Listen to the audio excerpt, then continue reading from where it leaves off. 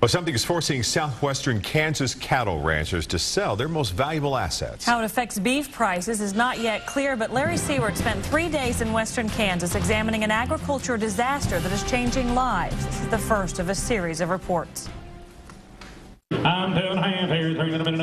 It's Wednesday, and in winter auctions, wooden bleachers, buyers see something strange. Tiny calves, often herds of them, selling to the highest bidder. Something is pushing lifelong rancher Darwin Whipple to sell more than he ever dreamed. It's a pretty tough decision. That's all I can tell you. Hey. Psst. Brian Winters should be happy.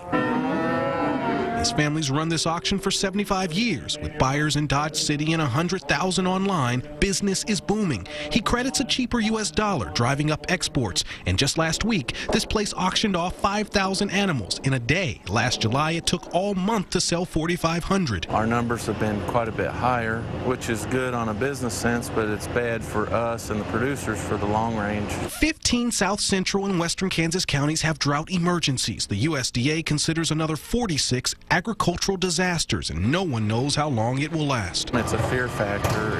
It's something that's very scary to a lot of people. Ranchers say they handle drought in stages. First, they get rid of the older cows and their less desired animals, trying to reduce the number of mouths they have to feed. But with severe drought, ranchers start doing the unusual things that threaten the ranches they spent years building, things that threaten future cattle auctions. Your options of either feeding them, if you have any feed, or taking them to the livestock sale and sell them.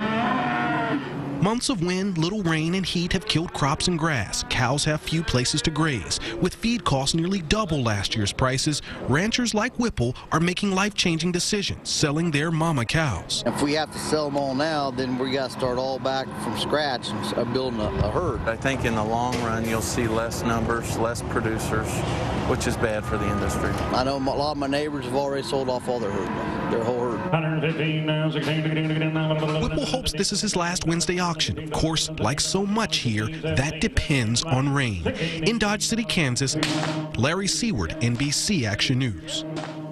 And tomorrow night, we'll look at the drought's impact on crop farmers and what it means for your budget.